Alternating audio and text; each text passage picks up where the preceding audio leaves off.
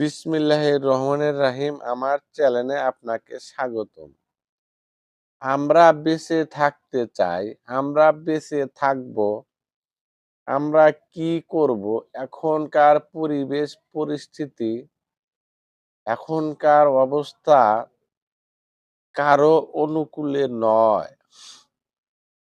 যেমন আপনাদের একটা গল্পের মাধ্যমে বোঝানোর চেষ্টা করি, আপনারা বুঝে নিয়েন।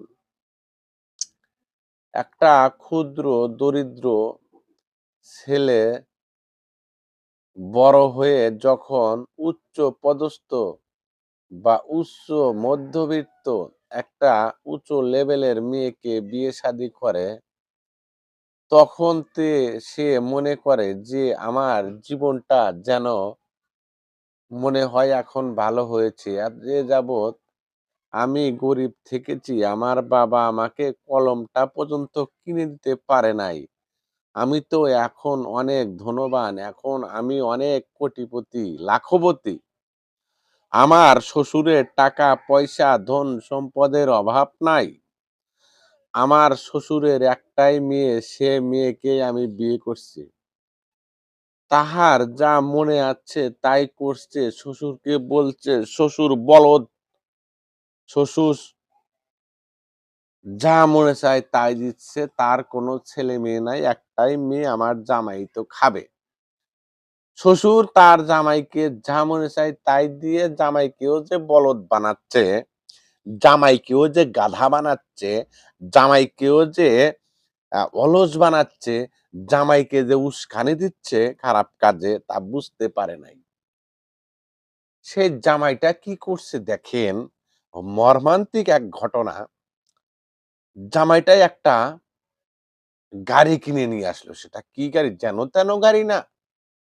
বর্তমান বাজারে যে সর্বোচ্চ মূল্যর মোটরসাইকেল কিনে নিয়ে আসলো। সেই গাড়িতে জামাই যায়। যাওয়া আসা করে, যা মনে চায় তাই করে। গ্রামের মানুষ অতিষ্ঠ, আপনারা বুঝে নিবেন। সে জামাইকে প্রাধান্য দিয়েছে। জামাই মোটরসাইকেল নিয়েছে, ওর মানে ছাগল মেরে ফেলে, ওর মুরগি মেরে ফেলে, ওর ওটা নিয়ে আসে, এলাকার ছেলেপেলেদের নিয়ে পিকনিক করে। করতে করতে এমন এক অবস্থা, জামাই মনে হয় যে এই দেশের বা সেই গ্রামের প্রধান হয়ে গেছে। জামাই যা ইচ্ছা তাই করতেছে, বাধা দেওয়ার মতো কেউ নাই।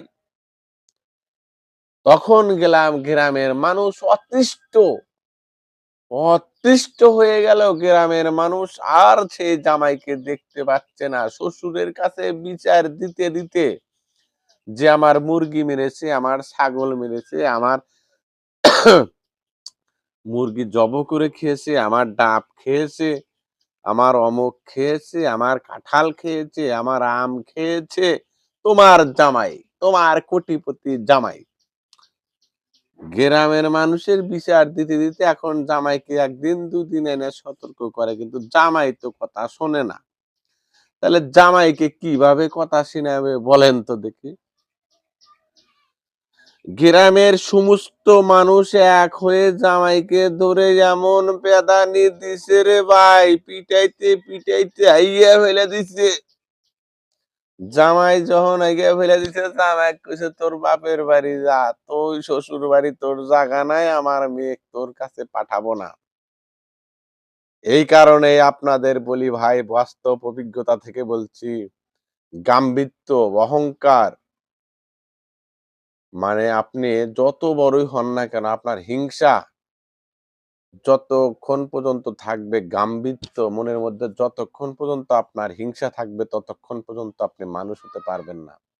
হিংসা পরিহার করুন, ভালোভাবে চলুন, সুষ্ঠুভাবে চলুন। আজকে গল্পের মাধ্যমে বোঝানোর চেষ্টা করলাম। এটাই হচ্ছে বাস্তবতা। সকলে ভালো থাকবেন, সুস্থ থাকবেন, এই কামনা করি। আল্লাহ হাফেজ। পরিশেষে বলতে চাই, মানুষ মানুষের জন্য।